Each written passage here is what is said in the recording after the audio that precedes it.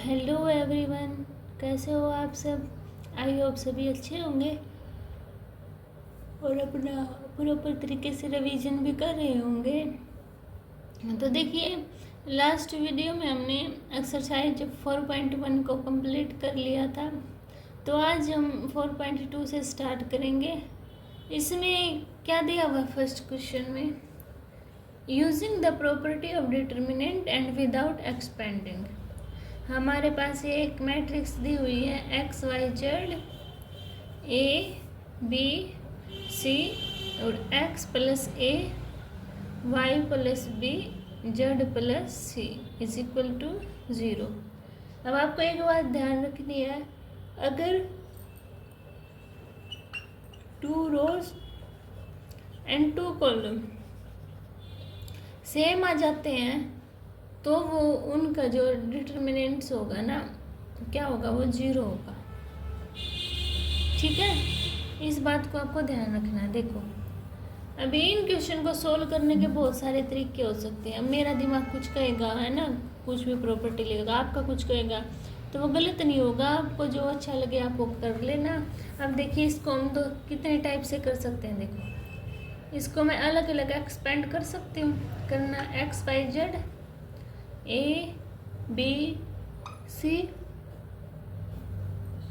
और यहाँ X Y Z plus में ये तो same as it is X Y Z A B C और A B C is equal to 0।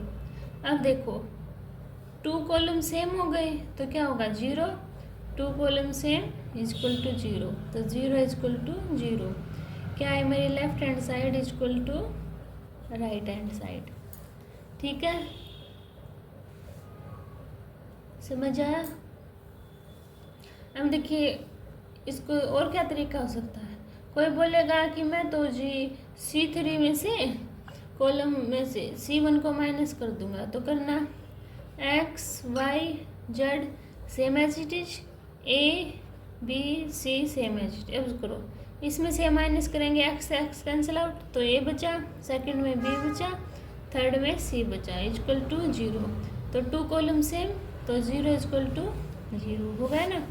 अभी कोई इसको बोलेगा कि मैं तो ना C3 में से C2 को माइनस करूँगा।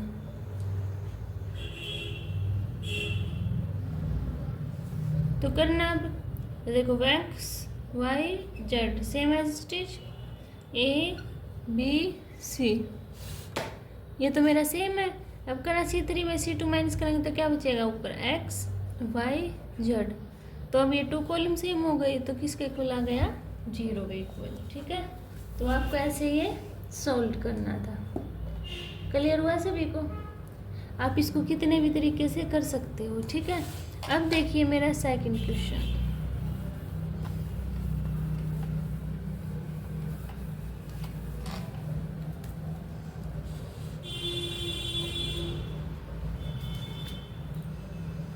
देखिए, सेकंड क्वेश्चन में क्या दिया है, a minus B B minus C C minus A B minus C minus A minus B C minus A minus B minus C is equal to 0। ये हमारी लेफ्ट हैंड साइड दी हुई है। तो देखिए, सेकंड क्वेश्चन, इसमें हमें क्या करना है, प्रॉपर्टी डिटर्मिनेंट की property using the property of determinant without expanded 0 के इक्वल क्या करना है, हमें प्रूव करना है। जैसे हम 4.1 में करते थे ऐसे बिल्कुल नहीं करना है। ठीक है, इसको हमें ऐसे ही इंटरचेंज करना है। तो देखो कैसे करेंगे हम इसको। लेफ्ट हैंड साइड में हमारे पास ये दिया है, ये मेरे पास R1 है, ये R2 है, ये R3 है। ठीक है, तो देखो मैं क्या करूँगी, R1 में R1 plus R2 plus R3 कर देती हूँ मैं। ठीक है, तो करना, देखो, तो A minus B plus B minus C plus C minus A, नीचे वाली same as it is. Clear हुआ इतना? अब इसको करो तो B minus C plus C minus A plus A minus B, और नीचे वाली सेम एज इट इज। अब इसको करो तो C minus A minus B plus B minus C, नीचे वाली सेम एज इट इज। अब जो कट रहा है उसको काट दो। देखो A positive A negative, B negative B positive, C negative C positive, B positive B negative, C negative C positive, A negative A positive. ऐसे ही हमारा ये गया, तो क्या बचा ऊपर 0 0 0, नीचे B minus C minus A, C minus A minus B, A minus B और B minus C is equal to 0। R1 row है जो मेरे पास इज 0। अगर ये पूरी 0 है तो क्या होगी मेरे पास? सो इट्स 0 के इक्वल होगी, है ना? तो क्या हुआ मेरा? Left hand side is equal to right hand side. ठीक है, क्लियर हुआ सभी को? ऐसे आपको सोल्व करना था। अब देखिए मेरा थर्ड क्वेश्चन।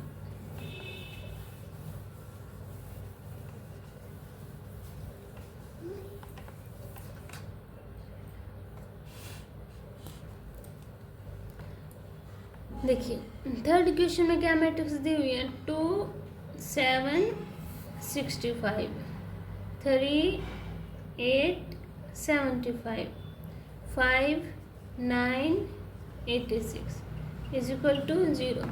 अब मुझे इसको भी एक्सपेंड करना है, और किसके इक्वल प्रूव करना है? हमें 0 के इक्वल प्रूव करना है ना? तो देखो उसके लिए क्या करूँगी मैं। अगर मान लो मैं इस पूरी को 9 से मल्टीप्लाई कर दूँ। देखो 9 से कितने होते हैं? 63, 2 माइनस 65 माइनस करूँगी 2 आएगा। इसको क्या करूँगी तो 9 8 से 72 3 आएगा। तो देखो करके देखो क्या करूँगी मैं। C3 में C3 माइनस 9C2 है ना? तो देखना करना एक बार। 7 मल्टीप्लाई 9 कितना है? 63, 8 मल्टीप्लाई 9 72, और 9 मल्टीप्लाई 9 इज इक्वल टू 81। तो फर्स्ट कॉलम हमारा सेम एज इट इज रहेगा, सेकंड हमारा सेम एज इट इज रहेगा। अब देखो 63 आया इसमें, 65 में 63 माइनस किया कितने आए? 2, 75 में से 72 माइनस किया 3, 86 में से 81 माइनस किया 5, इतना आ गया मेरे पास। अब देखो ये दो क्या है? आइडेंटिकल है, यानी कि सेम है ना? तो C1 and C2 are identical, so is equal to 0। तो मेरा लेफ्ट हैंड साइड किसके इक्वल प्रूव हो गया?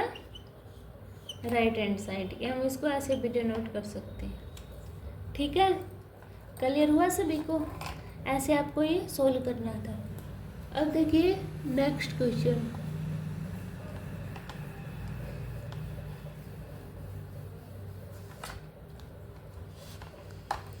तो हमारा फोर्थ क्वेश्चन क्या दिया हुआ है? 1 1 1 BC CA AB AB plus C BC plus A और CA प्लस B, ये दिया हुआ है मेरे पास।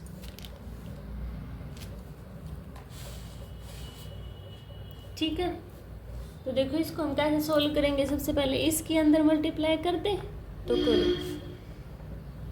तो 1 1 1 ये एज इट इज, ये भी एज इट इज, ये AB। तो करो AB plus AC BC plus CA plus AB। इतनी बात क्लियर हुई? अब देखो अगर मैं C3 में C2 को ऐड कर दूं, क्या कर दूं? C2 को ऐड कर दो, तो करना क्या आएगा मेरा 1 1 1 same as it is BC CA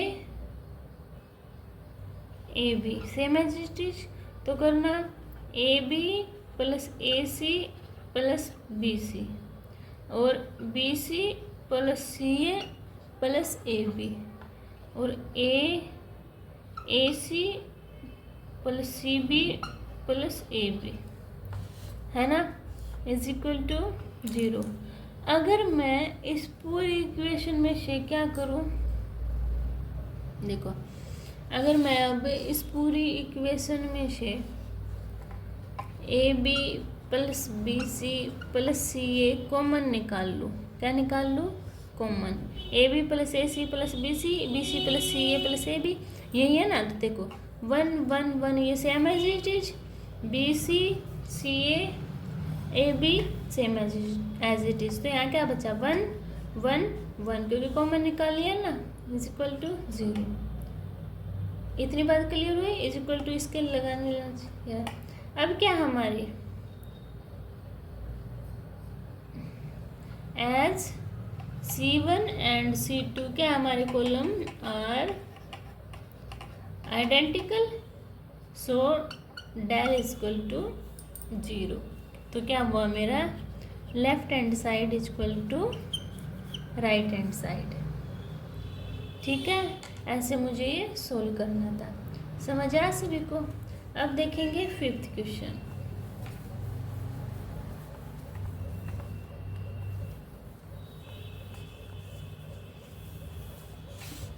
देखिए 5th में क्या दी हुई है मैट्रिक्स मेरे पास, B plus C Q plus R Y plus Z, C plus A R plus P Z plus X, A plus B P plus Q और X plus Y is equal to 2 A B C P Q R और X Y Z, इसके मुझे ये equal prove करनी है। तो देखो अगर मैं क्या करूँ R1 में R1 plus R2 plus R3 को ऐड कर दूँ, तो करना B plus C plus C plus A और A प्लस B। अब इसमें करना Q plus R plus R plus P plus P plus Q। अब इसमें Y plus Z Z plus X और प्लस X प्लस Y कर दिया। नीचे वाली same as it is R plus P Z plus X। अब इसमें करो A प्लस B और P प्लस Q और X प्लस Y। इतना क्लियर हुआ। अब देखो 2 बार BC 2 bar CA 2 bar A है ना, तो मैं अगर 2 कॉमन निकाल लूँ तो यहाँ क्या बचा A plus B plus C, यहाँ P plus Q plus R, यहाँ X plus Y plus Z, यहाँ C प्लस A, यहाँ R प्लस P, यहाँ Z प्लस X, यहाँ A प्लस B, यहाँ P प्लस Q और यहाँ X प्लस Y। इतनी बात सभी को क्लियर हुई ना। अब देखो ये ऊपर वाले यहाँ से इरेज कर दूँ। देखो अब अगर मैं ये इक्वेशन है मेरी, इसमें क्या करूँ R2 माइनस R1 कर दूँ और R3 में R3 माइनस R1 कर दूँ। तो देखो ऊपर वाली तो मेरी सेम रहेगी क्या 2A plus B plus C P plus Q plus R और X plus Y plus Z है ना। देखो A plus B plus C में C प्लस A माइनस करूँगी क्या बचेगा B, और इसमें करूँगी तो क्या बचा C। अब P plus Q plus R में R प्लस P माइनस किया तो Q बचा और P प्लस Q माइनस किया तो R बचा। X plus Y plus Z में जेड और एक्स माइनस कर दिया तो वाई बचा और यहाँ पे जेड बचा ना। तो ये क्या सारे ये माइनस के कैसे R2 जैसे सी प्लस ए है माइनस करना तो ए माइनस बी माइनस सी, ए से कैंसिल आउट। क्या किया मैंने, जैसे C plus A minus B minus सी है ना, ए से कैंसिल आउट, सी से सी कैंसिल आउट तो माइनस का ही तो बचेगा ना बी, ऐसे। ठीक है, अब इतनी बात क्लियर हुई। अब देखो, अब अगर मैं R1 में R1 plus R2 plus R3 कर दूँ तो करना 2। देखो B प्लस सी माइनस का है, A पॉजिटिव है तो A बचा, यहाँ P बचा, यहाँ X बचा, यहाँ माइनस B बचा, माइनस C बचा, माइनस Q बचा, माइनस R बचा, माइनस Y माइनस Z।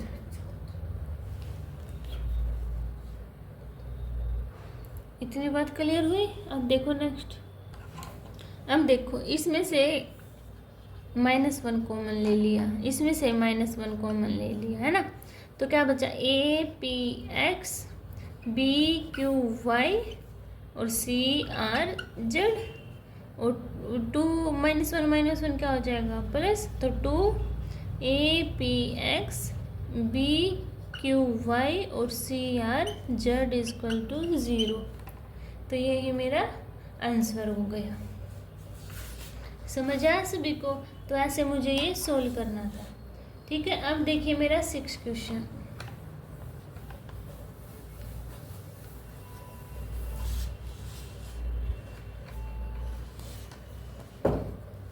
तो देखिए 6 क्वेश्चन में क्या दी हुई है मेरे पास matrix 0 a minus B minus a 0 minus c और b C 0 is equal to 0। अब देखो इस इक्वेशन को मैं 1 मान लेती हूँ, मान लिया, तो मैं क्या करूँ अब मल्टीप्लाई ईच कॉलम बाय -1। क्या कर दूँ, -1 से मल्टीप्लाई कर दूँ। देखो इसको करूँगी मैं -1 से मल्टीप्लाई, तो करना 0 माइनस ए बी। अब इस कॉलम को करूँगी तो इस कॉलम को कर दो तो ए और माइनस भी हो जाएगा, इसको करूँगी तो 0 माइनस सी और इसको करेंगे तो सी 0, एक और माइनस, क्योंकि 3 हो गए। C1 को भी किया है C1 के नाम का, C2 को किया C2 के नाम का, C3 को किया है C3 के नाम का। ठीक है, इतनी बात क्लियर हुई। अब बाहर क्या बचा मेरा माइनस, तो 0 minus A b a 0 C minus B minus सी 0। ये मेरी 2 इक्वेशन।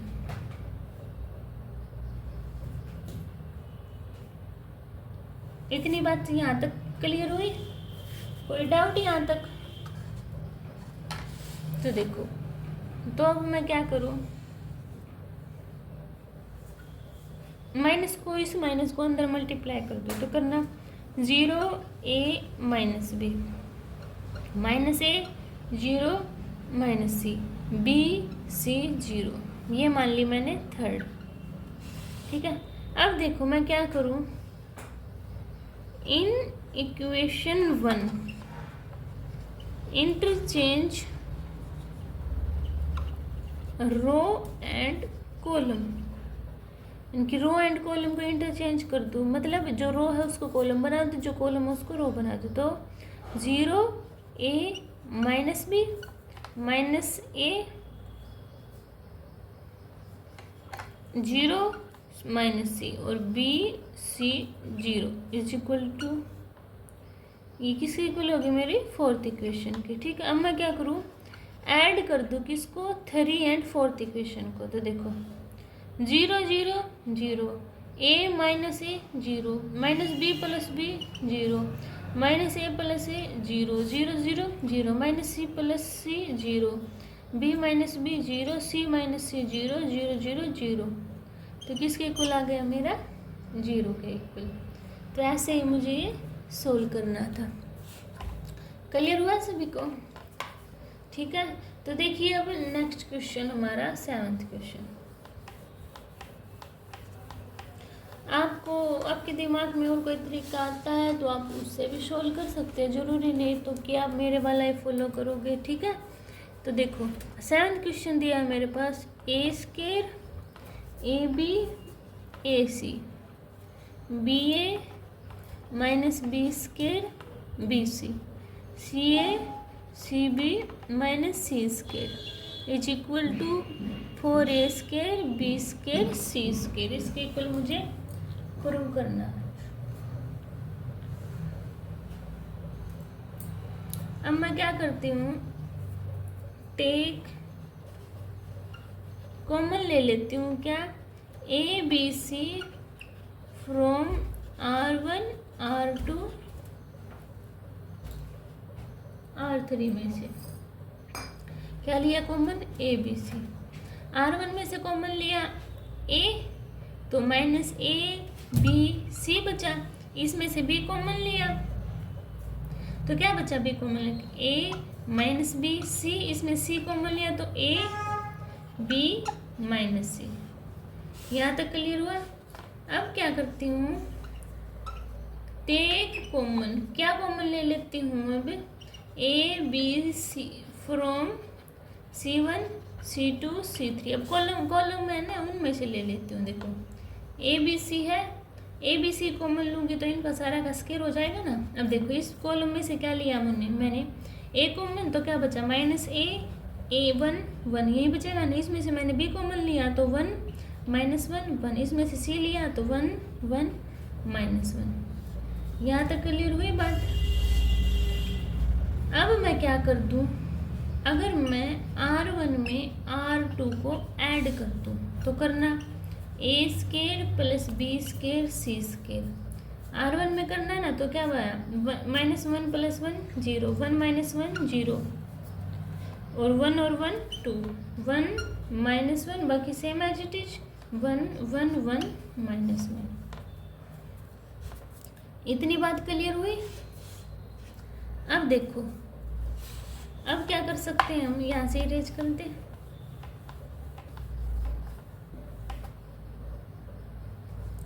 देखो यहाँ क्या बचा मेरे पास, a square B square C square. इसका मैं डिटर्मिनेंट निकाल लूँ तो 2 से जी तो 0 हो जाएगा, तो 2 से निकाल लूँगी तो देखो 2 से निकाला मैंने तो बाहर क्या आया मेरा 2। क्या बचा मेरे पास, ये और ये ढक जाएगा तो क्या बचेगा 1 - 1 1 1 ये बचेगा ना। तो इसको अब क्या करेंगे, सोल्व करेंगे। तो करना 2a स्केयर बी स्केयर सी स्केयर, इसको सोल्व करना 1 + 1 तो क्या है 2a स्केयर बी स्केयर सी स्केयर 2, तो 2 2 जा 4 a square B square C square. तो यही क्या था, मुझे प्रूव करना था, है ना। तो क्या हुआ मेरा, left hand side equal to right hand side. ठीक है, समझ आया सभी को? तो आज हम 7 क्वेश्चन तक ही कंप्लीट करेंगे। अगर आपको 7 क्वेश्चन में कोई भी डाउट होता है तो आप कमेंट सेक्शन में बता देना, आपके ऑल डाउट क्लियर हो जाएंगे। अब मिलते हैं नेक्स्ट वीडियो में, तब तक के लिए बाय बाय।